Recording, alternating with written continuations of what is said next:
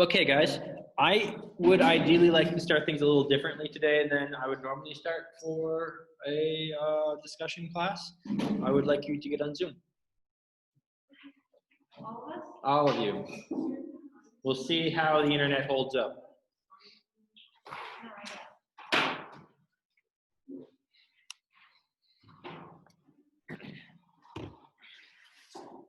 You wouldn't want to have earbuds? No, I don't think you'll need them. I'm gonna see if I want to see how using the whiteboard works on Zoom as a class.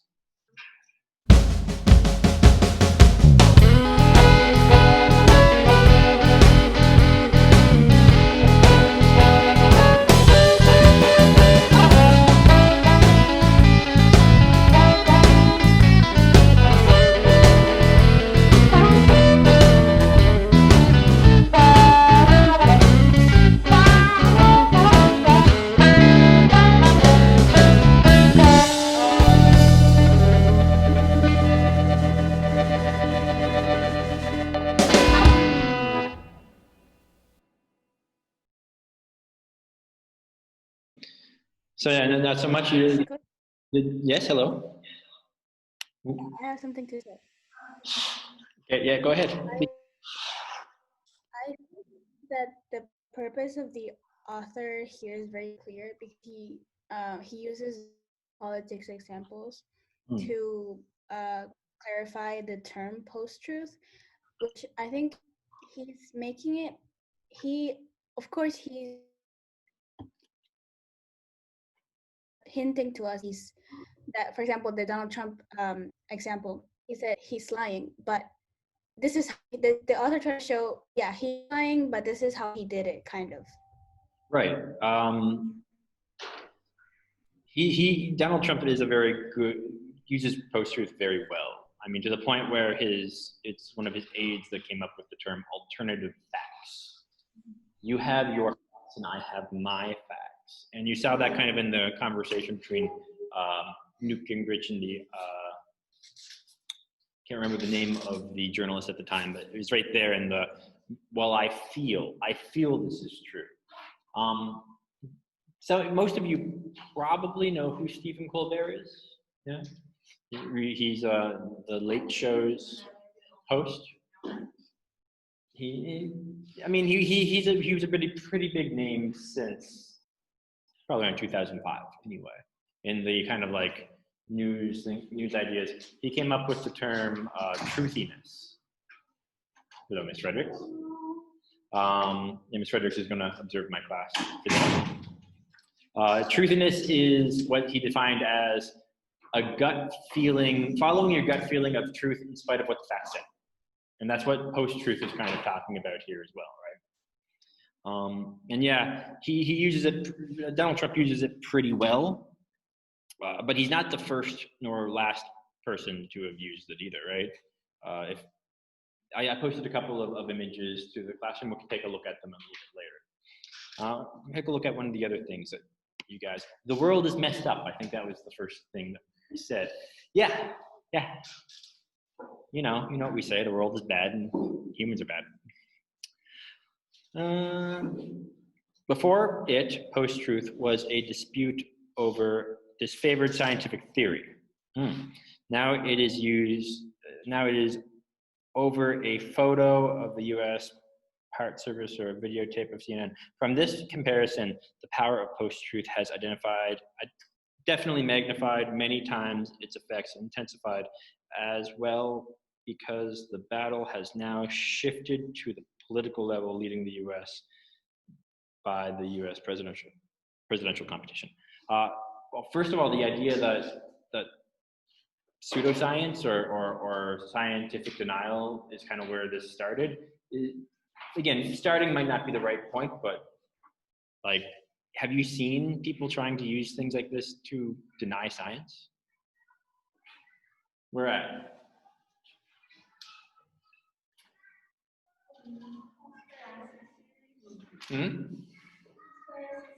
Conspiracy theories, they use it to deny science. What specific ways? Do you have any examples? Coronavirus. Oh, coronavirus. So can you expand on that a little bit?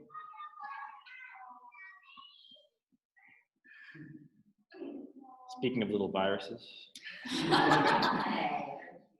Yeah, coronavirus is cute too. It's got the little spikes.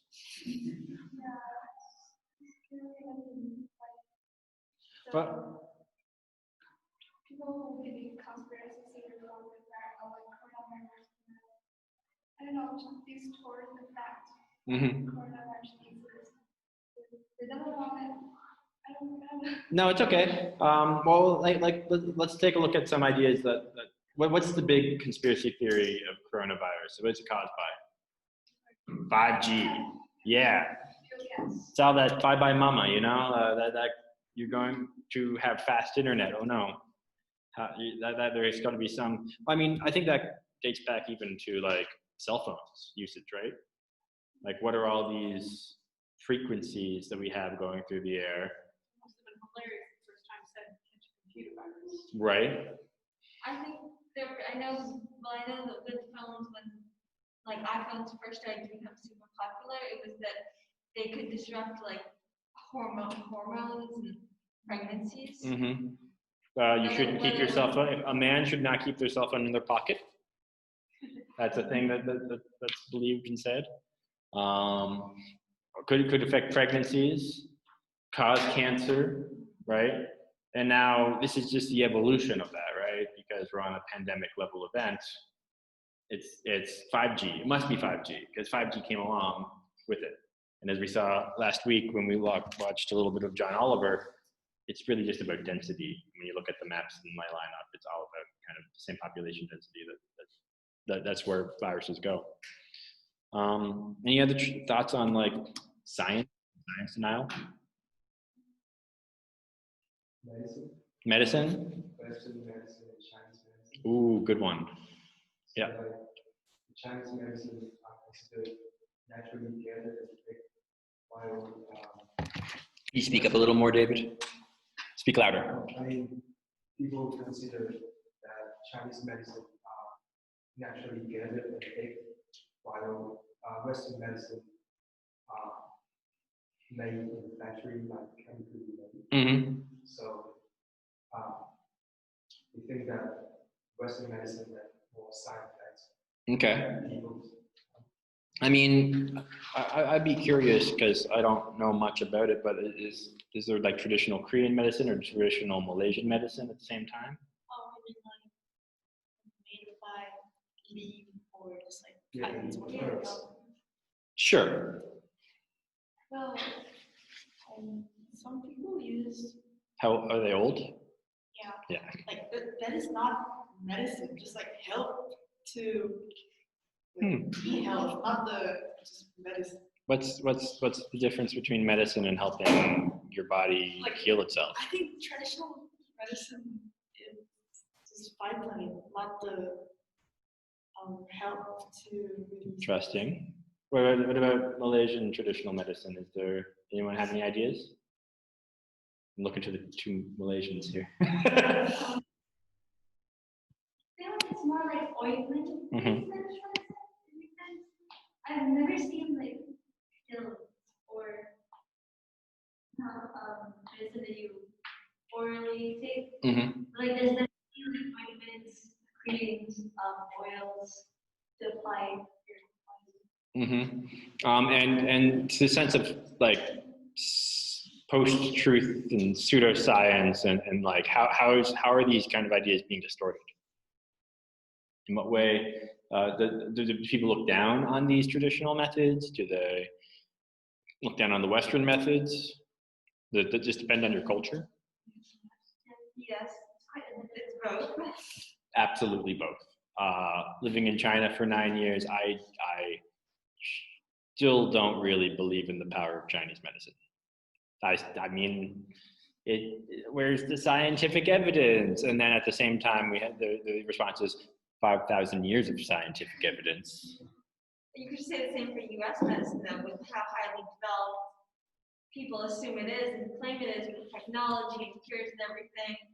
Why haven't we found a cure for cancer or a variant of that, like What leukemia. what's the great conspiracy theory for that one? The conspiracy theory I probably believe on that one. Okay. That there will be no profit made. Say again. So there will be no profit made if they just find a cure. Here's something, you ain't gonna make money off of that. We spent so much money developing these treatments. Yeah. Yeah. I'm so sorry that I'm pushing you in that direction. It's a very cynical direction to live in. No, I know. Cynicism is not wrong. It is the way. Let's take a look at something else here. Is any kind of lying necessarily a bad thing? What about the kind of post-truth people use to take comfort in? Ooh. What's the comforting post-truth? I mean, there's a comforting lie, right? Little white lies that help you kind of get through the day because look at yourself in the mirror and. Oh, it's not necessarily white lies. And it's not always conscious either.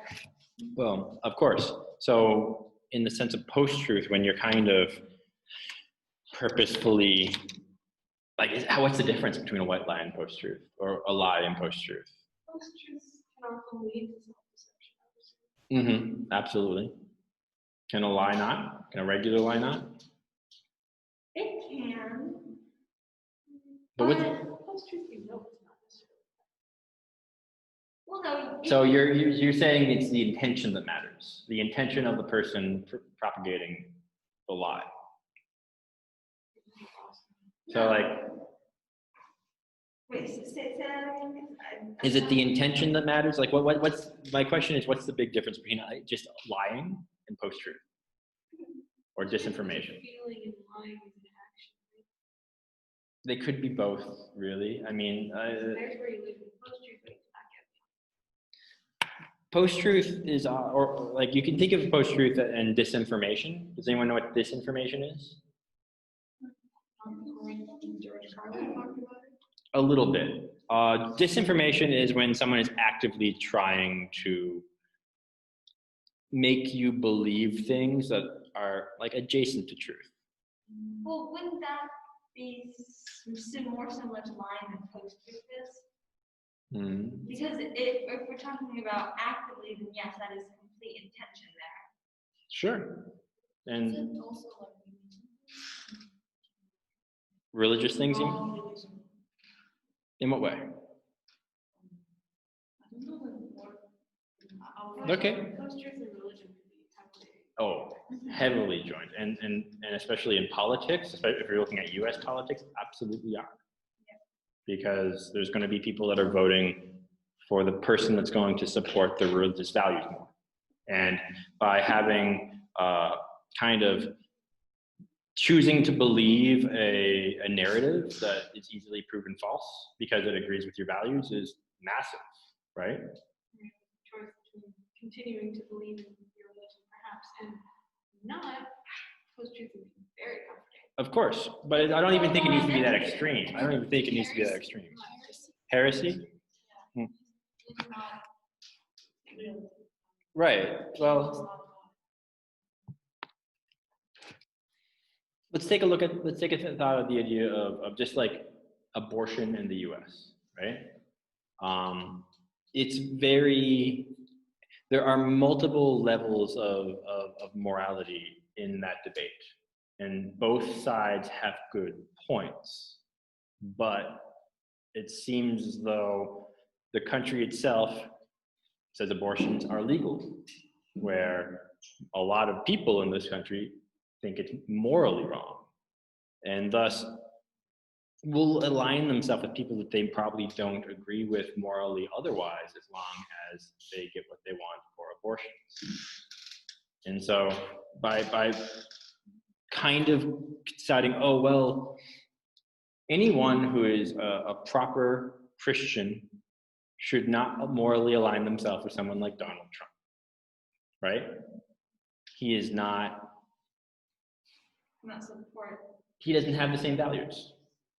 He may claim to at times, But when they choose to follow him because he will provide them in the end, he'll give them what they want.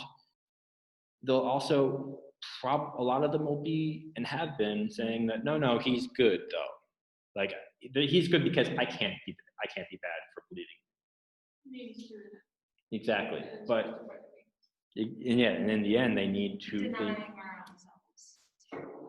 because if all the things he does are bad, then I am responsible. Consequently, you are. Mm-hmm. So we talk about appealing to emotion fairly often, right? Like pathos. I always say ethos because I think emotion, ethos. Pathos. We talk about pathos a lot. Appealing to emotion is a fallacy. If that's all you're doing, right? What are the connections of post-truth and appealing to emotion? Logically, you wouldn't consider post-truth at all. You're considering post-truth because of a feeling. I mean, I don't think most people consider post-truth at all, right? Yeah. Nikki, you have a thought? Yeah, maybe the connection between pathos and post-truth can be related to the other statement where we're talking about comforting. Yep. So maybe an alternate truth or post-truth can just be a way to comfort someone, give a person sense of relief or relief. Hopefully that's the right word. Relief is all right. Like if you are trying to align yourself and trying to make yourself believe something because you're in a sense of denial because you want this one thing, but it's not.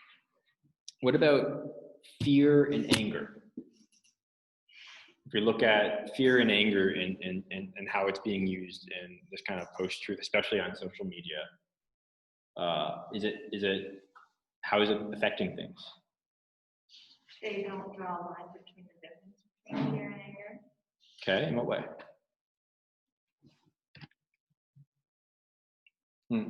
I'm 90 minutes. If you were to make, let's say you want to make some kind of fake news story, and you want people to feel something, what's the easiest way to make them feel something?